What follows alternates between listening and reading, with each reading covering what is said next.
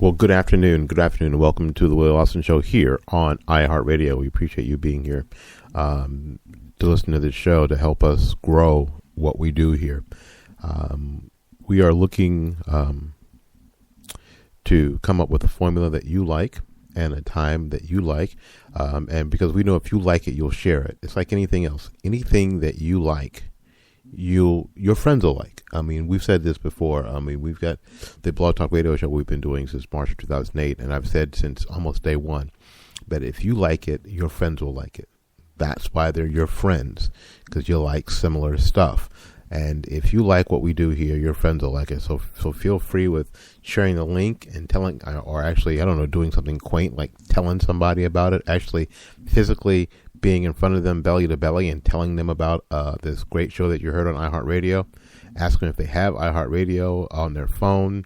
If not, grab their phone from them and download the app for them, either from the Google Play Store or for the app or from the App Store. Do it for them, and make the Willie Lawson Show a favorite so they can go back and listen to it again and again and again and again. All right. We had not done a number of updates as of late, so we're trying to rectify that situation. The title of today's show is called The Self-Hate Culture of New America. Did you know that there was first of all, you're thinking, New America? What New America? Well, New America that exists now. The things that are going on now in America that are going to be accepted and dealt with from now and into the future.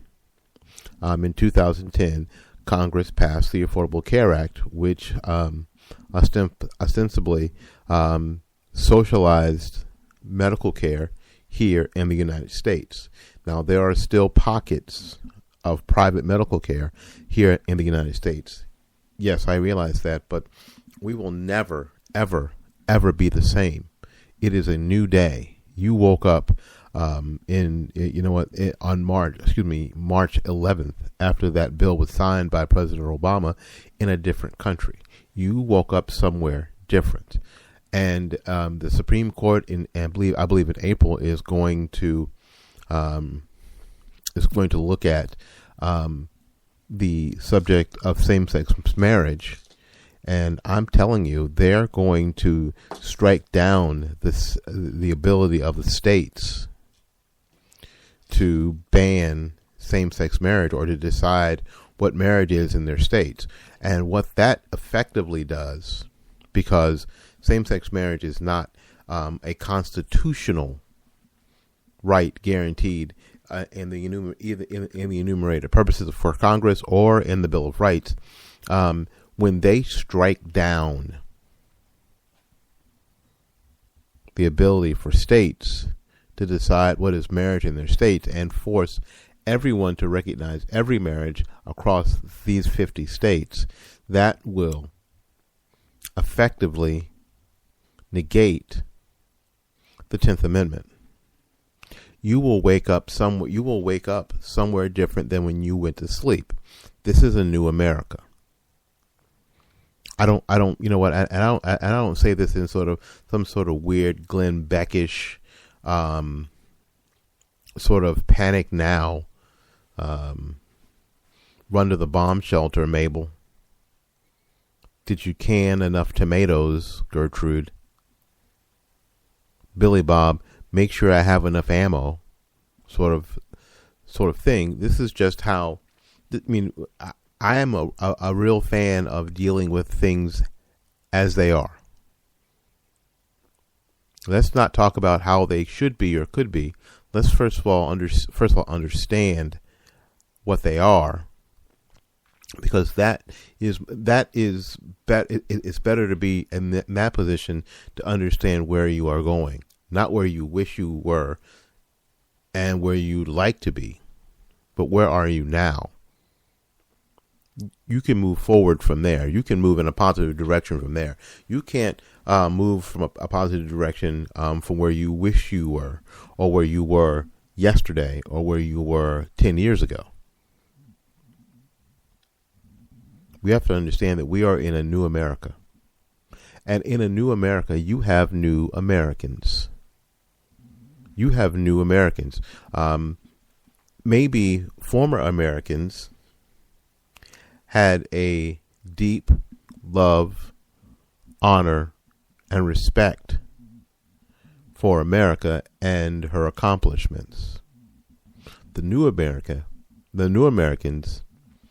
have a hatred, an embarrassment, a bitterness toward America and her failures. The old American looks to America and sees her successes. The new American looks towards America and sees her failures. So with a new America, you have new Americans whose perspective is that the hurt in the world is America's fault. The tragedy in the world is America's fault. The poverty in the world is America's fault. Frankly, it is the self-hate culture of America.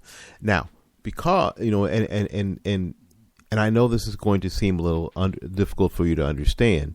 The self-hate culture of America is an arrogant America.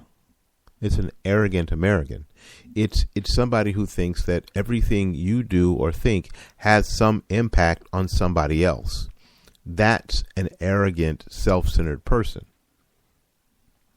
To believe that everything that you do has some effect on somebody else. When the reality of the situation, remember we talked a second ago about reality, the reality of the situation is that, for the most part, no one in the world gives a crap what we do or how we do it. Most people don't give a crap because they're too busy living their lives. And that corruption and greed and avarice and envy are not specifically American traits. They are human traits. And they are had by every culture on the planet, whether they are in first, second, or third world countries. All those things exist in the heart of man. You know, it's always interesting to hear from new Americans because they are so tied to this self-hate culture that we should be doing more. And especially if you listen to, and we talked about this on the last iHeartRadio show, we talked about the President's State of the Union address and some of his policy proposals. This laundry list of giveaways, disguised as, if we, when we do these things, we do the right thing. We do the right thing. Raising minimum wage across the country is the right thing to do. Like like President Obama and some of these liberals have any high, moral standards. It's the right thing to do. Now, that's kind of interesting, that phrase, it's the right thing to do. The right thing to do says that you have some sort of moral standing.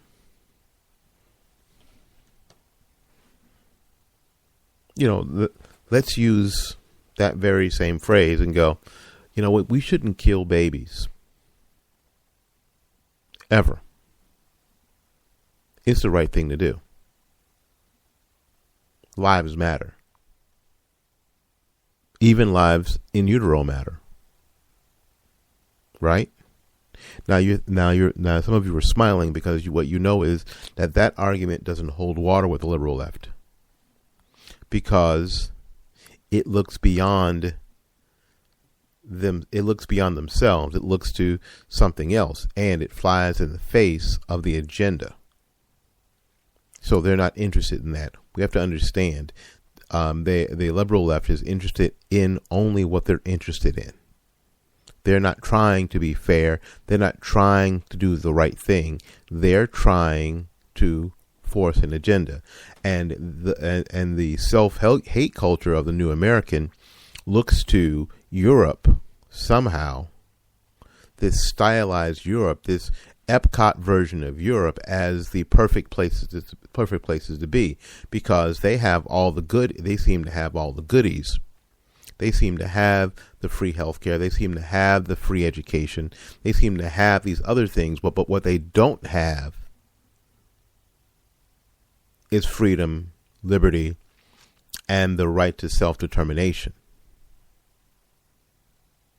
That's what they don't have. But it really is difficult for people to see that. I think that that's going to become, I really do. I'm confident that's going to become more and more apparent here in this coming year and the next few years, about how frustrated the world's youth is, and it isn't because of the actions of Americans. It's because of the actions of their own governments, the same governments that try to give them everything, that try to spoil their people, and basically, I'll tell you what, these governments try to spoil their people by giving them everything to keep them from revolting, to keep them from creating coups to tear down these corrupt governments. So when the people know that the government is corrupt and the people in it are corrupt, then the government says, hey, listen, let's try to give these people everything to placate them. So they are at the point where the Ponzi schemes are falling apart all over Europe, where there is, and Greece is one of my favorite examples, the cupboards are bare. You can't tax anymore. And the whole scheme is falling apart. Even in England, the healthcare scheme is falling apart. It's all crumbling.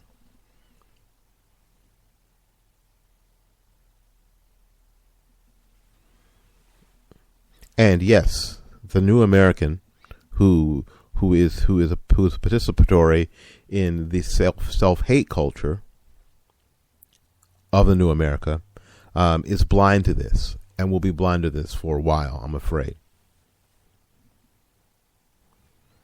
And I addressed it in a Facebook post, maybe differently than I should have.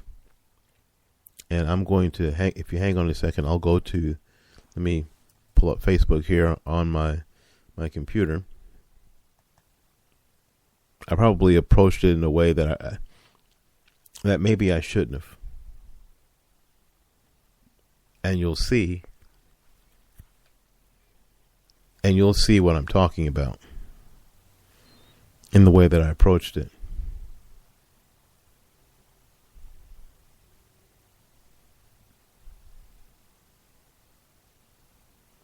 What's amazing, and I wrote this, what's amazing is how very smart people get sucked into the emotion of these pitches. What I mean by pitches, the president was pitching an awful lot of these policy initiatives to the American public.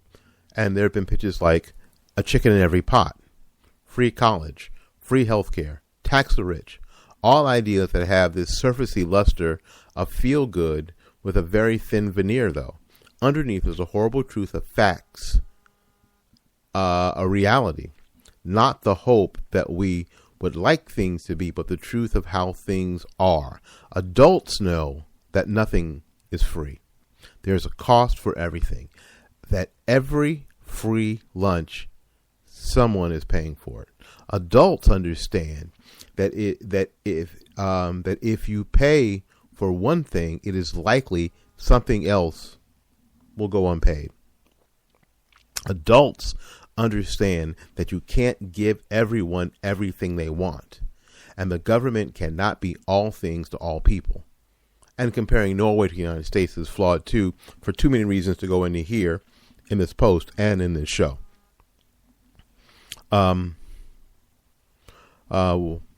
we watched on the State of the Union and State of the Union address was a campaign speech full of empty promises dressed as hopes and aspiration, all of them drawing on the self-hate culture of the new American.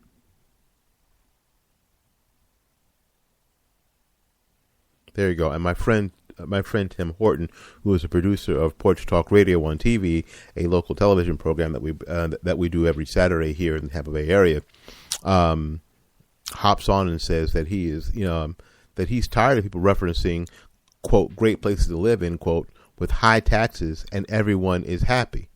There is no direct comparison with our economy and that one and the one in Norway. This is one of the couple of reasons why you can't really compare the two. You're comparing apples to rocks. And B, ask the local citizenry, and they will vote to move. They would vote to move too. Why do you think businesses are fleeing California? Employees want to move to low tax states like Florida. The top 1% everyone wants to poke currently pay 40 to 50% of all the taxes even now. But you think it's only, quote, fair they pay more? Hang around.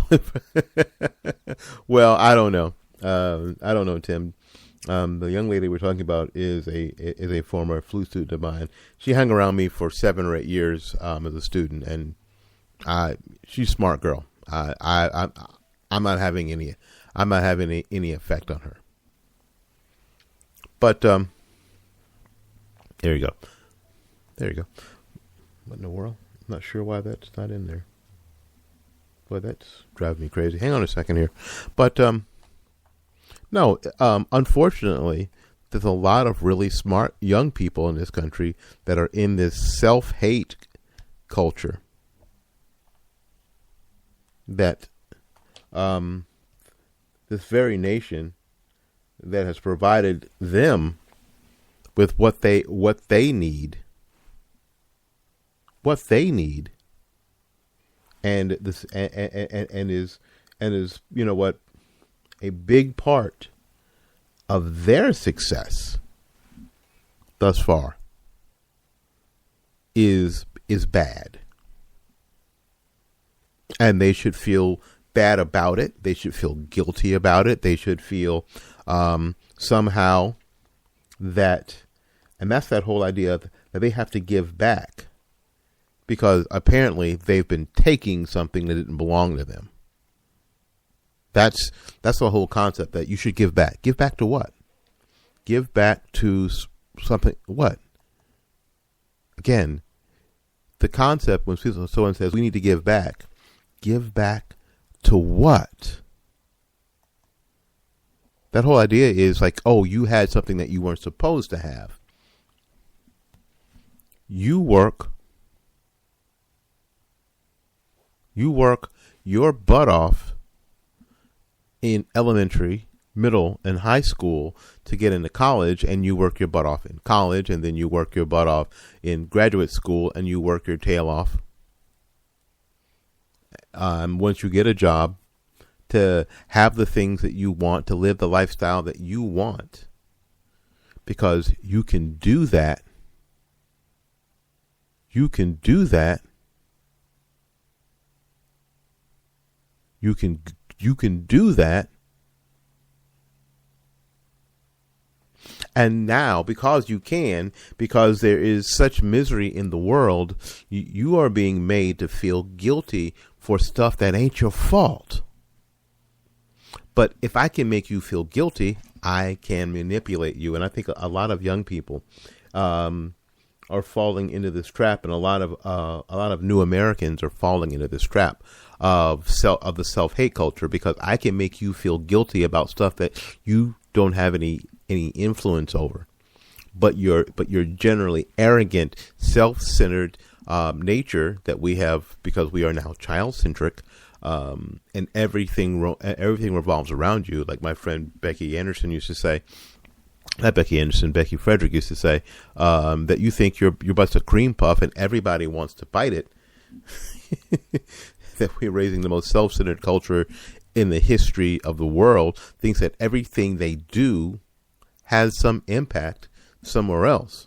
When the fact of the matter is that hardly anything you do has any impact anywhere else. Hardly anything you do has any impact anywhere else. And the things that you do that have an impact, you don't really care about.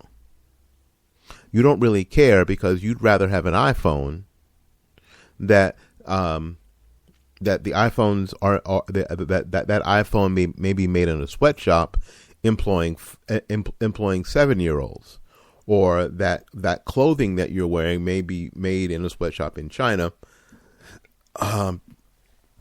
run by one of your favorite designers or in Pakistan that lock people in, and if it catches fire, then all the management runs out, and the women who are the seamstress die in a fire because they can't get out of the building. But it's made by your favorite new hip designer. So the stuff you ought to care about, you don't. And the stuff that you don't need to care about, you're all freaking wrapped up in. Listen, my name is Willie Lawson, and this is the Willie Lawson Show here on iHeartRadio. Come back and enjoy the rest of this show called The Self-Hate Culture of New America. We'll be right back after these messages.